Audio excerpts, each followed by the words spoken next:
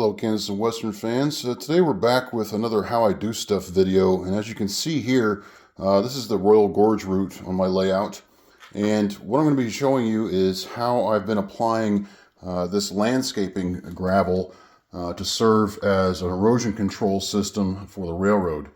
Now this would be gravel that wouldn't be naturally occurring. It would be gravel that they blasted off the right-of-way to make it level for the track, and then kept that material to line the river banks, again, for erosion control.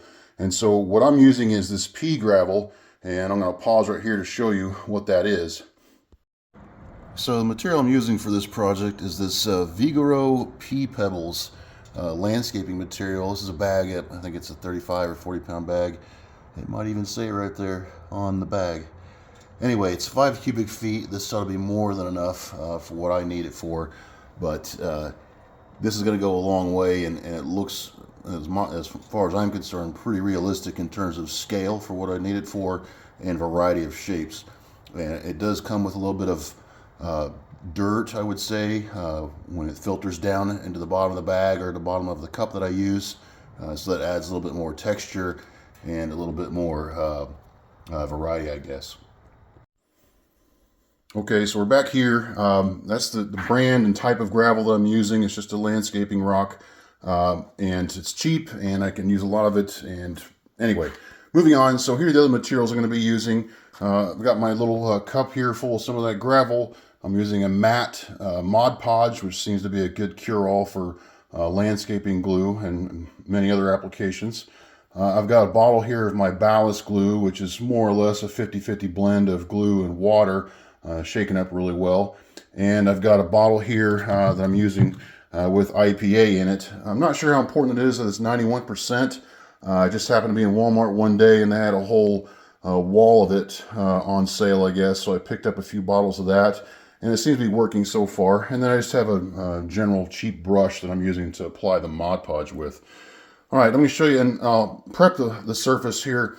What I've done here, you can tell that my sub road bed is all this 2-inch foam in this area. And what I did here is I cut it to somewhat of an angle, and then at the bottom I kind of just used some joint compound to help with the profile. And it's worked so far. As you can see, the area that I've gotten done here, I didn't want to have a perfect profile, or didn't really care to with the foam, because the way I cut my river out, I didn't quite leave enough for that. But what that did allow me to do was to make sure I used a good, I guess, angle of repose, which is, I guess, the technical term for how gravel naturally falls with gravity into its pile shape, I guess. And so using the gravel up against this bank, it's filled in really well so far. So we're going to go ahead and show you that process now. All right, I've been starting off by just layering, doing a layer, I guess, of this Mod Podge up against the surface of this bank here, being really liberal with its use in terms of thickness. And the point of this is to catch that first layer of rock and sediment and to help it stick to the surface.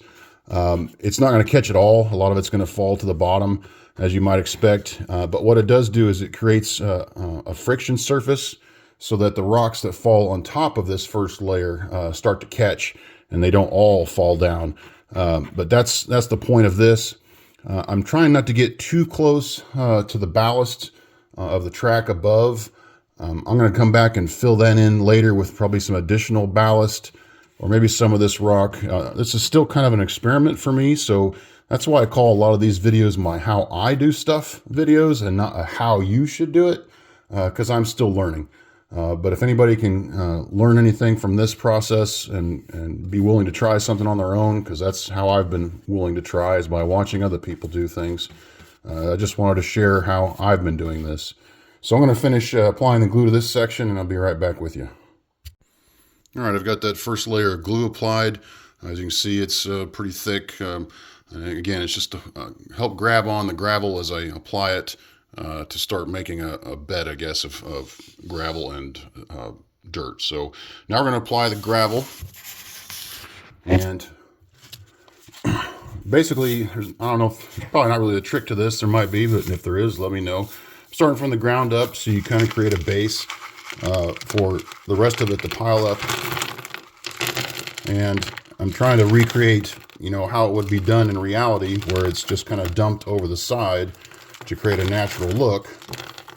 And as you can see, now one thing I got to watch out with this landscaping gravel is there are some shells in here, which, you know, there might be shells in reality, but they're not going to be this big for HO scale, so I just kind of remove those as I find them. But then otherwise, I'm just kind of dumping this as gently as I can so it doesn't pour everywhere.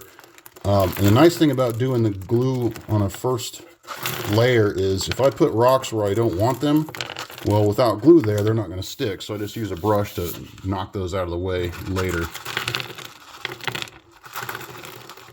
And you can see more is going to pile up than I actually need.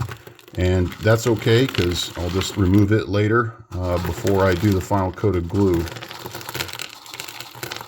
And you can kind of see there, the smaller particles are sticking to the glue, and that's creating friction to help larger ones hold in place.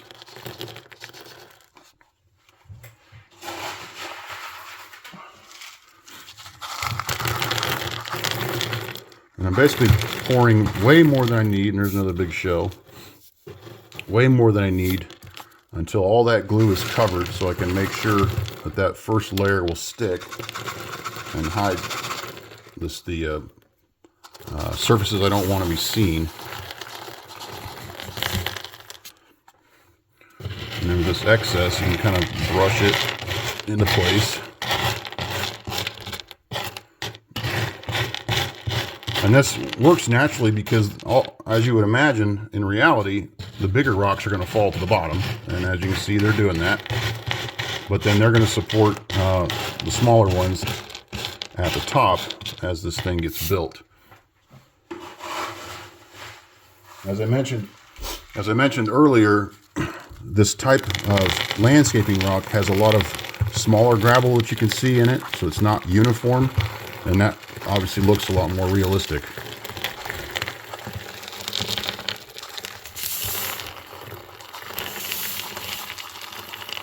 This may seem at this point like I'm just playing with dirt, but kind of am. Dirt and rocks.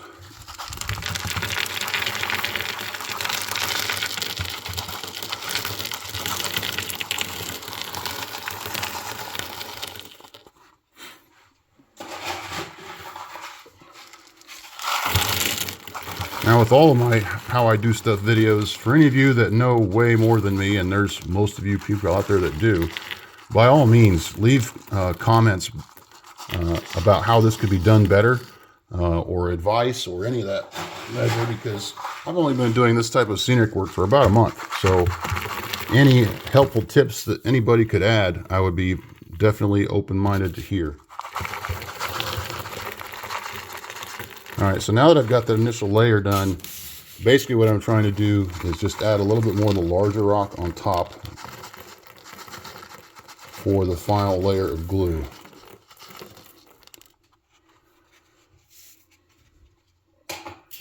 All right, I've got that about the way I like it. And I haven't yet decided how I'm going to do my river bottom yet. Otherwise, I could go ahead and just cover that. I've done that here, but the river bottom here is not glued down. I wanted to see how I liked it first, and I've done that with a lot of my scenery ideas that I've never done before. Is I'll try something, leave it for a month or two, you know, look at it in passing all the time, compare it to photographs, and then decide later if it's something I want to keep. And so I haven't glued anything down on this flat surface that I've painted. We'll come back and decide later if I want to do that, but just poured into place. That's what that looks like so far. So now I'm going to come back with that last layer of glue and show you how that works. And we're going to do that first. I'm going to try to remove some of the excess so I don't have more rock in here that I really want. And I'm just doing that by just removing it with my fingers here a little bit. You can see how some of it's starting to fall, but that's okay because it's just extra thickness of rock that I don't really want.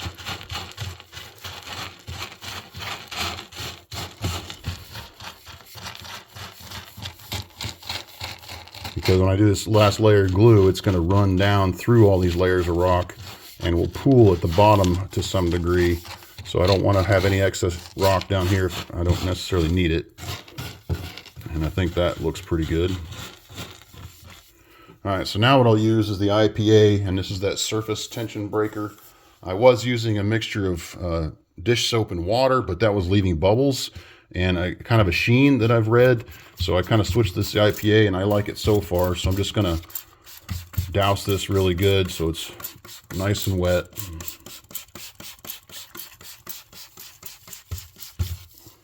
And shake up I'm just using my ballast glue mixture. This works just as well for larger rocks as well as ballast. The nice thing about this versus ballast is I don't have to be too pretty with the glue because the rocks are much heavier, so it's not going to shift a lot when I apply the glue. And I'm just, again, doing this very liberally. There's a lot of rock and a lot of layer that it has to get through. And again, just like ballast, you think you're putting on way too much glue, and it's going to stand out at the end, but this all dries clear and clear and matte, and you can't tell that it's even glued down at all. I've been letting this dry for about 24 hours. Whether that's necessary to let dry that long, I don't know. It seems to be just a comfortable way to allow things to dry. Just making sure I get plenty of glue in all the places that I wet down. And that's probably more than enough.